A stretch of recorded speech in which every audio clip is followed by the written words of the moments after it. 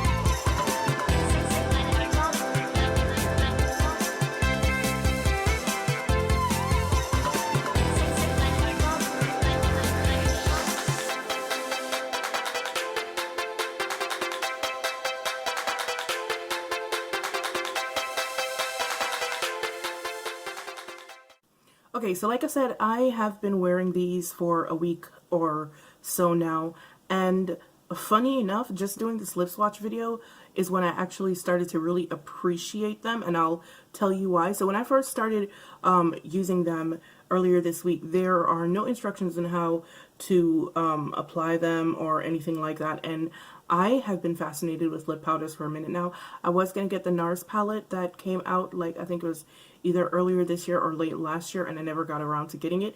I still might. Laura Mercier also had a couple of palettes that came out as well, and I had looked at those and I was thinking about picking them up, and I still didn't because it was really expensive, both of them, the NARS and the Laura Mercier, and I didn't want to invest that much money in something that I might not like, because you guys know I'm really bad at taking things back. So I would just looked at them and I was like, oh, cute, I kind of want it, but I really don't want it, if that makes sense. So when I saw these hit the drugstore, I was like, oh yeah, let's see what all this lip powder thing is about. Now, these really are a powder. When you open them, powder comes flying out. Not a lot. It's a very thin powder.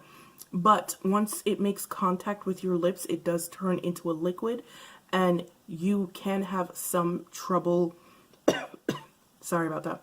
So you can have some trouble putting it on the lip. They do tend to apply patchy, which is why I said I just figured out the best way to apply them, which is kind of a problem, and I'll tell you why in a minute. So they're very drying. They're actually really drying.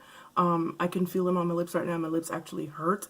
If you have any kind of flakiness or dryness on your lips, even if you think you've exfoliated, it is going to show that flakiness and that dryness.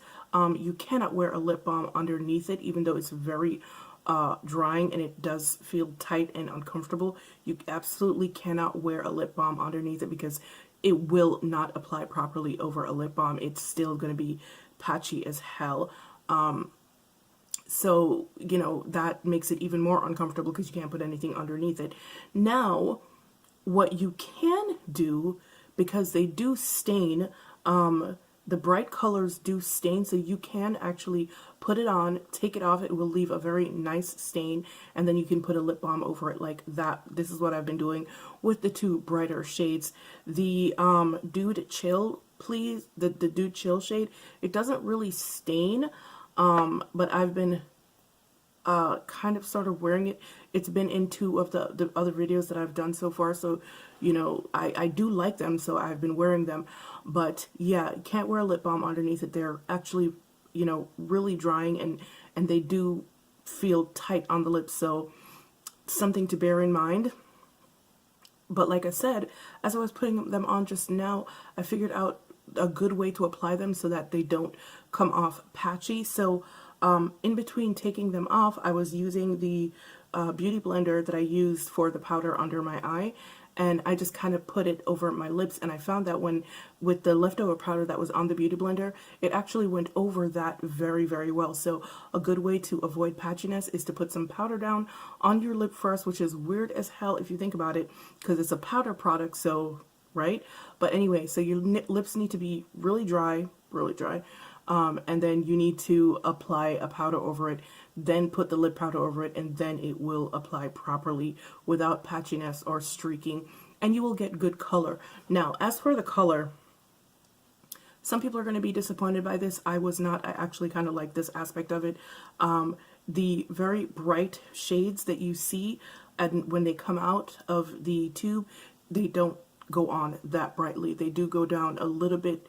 They do tame a little bit until you put the powder over it, and then, you know, it gets very, what's the word I'm looking for? Then it gets really bright. So if you prefer for it to not be that bright, then you can do that, or just don't put the powder down over it. It's gonna apply streaky, but you'll get a much tamer shade. But yeah, I kind of sort of have a love-hate relationship with these lip powders because I actually really do like them, but I find that I can't wear them for very long because they actually hurt. So what I'm going to do right now is I'm going to take this off camera because my lip is killing me right now, and then I'll come back and apply a lip balm over it so that you guys can see what it looks like. Okay, so this is it with a little bit of a stain and a balm over it. So you can see it does have a nice little balm. It does have a nice little stain to it. So if you want to build the stain up a little bit, you could probably do that with a couple of layers over your lip. I found that before I added the powder to it, I got more of a stain, but because I guess I had the powder, so the powder created a little bit of a barrier in between the lip powder and my lips, so I'm not getting as much of a stain as I did before, but it's still a decent stain. So if you want to wear it like this is a good way to wear it. However, yeah, I'm really in the air about these products. I like the concept of a lip powder. However, the fact that I can't wear a lip balm underneath it is a problem for me, because they're very drying and they can be very uncomfortable, and like legit right this minute my lips are burning. So there's that. So if you do decide to get them, remember that you can't wear a lip balm underneath them. Exfoliate, exfoliate, exfoliate is the name of the game, because it will not go over dry patches. It does apply streaky if your lips are dry and flaky, and it will just generally look nasty. If you do decide to get them and you don't mind, you know, not being able to wear a lip balm underneath it, then the best way to apply them is with a little bit of powder over the lips first, and that way you will get even coverage and you'll get a brighter color than what comes out of the tube. I really do like them. I've been wearing this shade Dude Chill quite a lot. I can't wear it for extended periods of time because it hurts. But I really do like that particular shade, and I do like the coral shade as well. What's it called again? Snow-Faling in Love. I really do like that coral shade. So I don't know. I really don't know. I'm really on the fence about these. So I can't really tell you guys one way or the other. I can tell you how I feel about them, and I feel like I'm conflicted. I'm really conflicted. Yeah, that's about it. I like the colors. I don't like the overly dryness. Why do I keep saying that? I've been saying that a lot lately. I don't like the overly drying nature of the product. I don't like that I can't wear a lip balm underneath it. And I don't like that it can be streaky, and it, you know, I'm not making a really good case for this, am I? I'm really not. Yeah, they're really uncomfortable. They're really, really uncomfortable. All right, guys. You know, I'm sorry that I didn't come down one way or the other on this. Like I said, I'm very conflicted about them, even though I've been wearing them for like over a week. They're uncomfortable. They're very uncomfortable. They're very drying. They hurt your lips. So maybe I should return them. I don't know. I don't know. I don't know. The choice is yours. You can take the information that I'm giving you right now, and you make your own choices based on that information. So there you have it. All right, guys, thank you so much for joining me for my review on the Wet n Wild Snowmelt lip powders. I hope that didn't confuse you further. My bad. I didn't mean to, but you know, like I said, I'm confused about these lip products. But anyway, guys, thanks for joining me. As usual, it's been real. It's been fun. And I'll see you guys in the next one. Bye.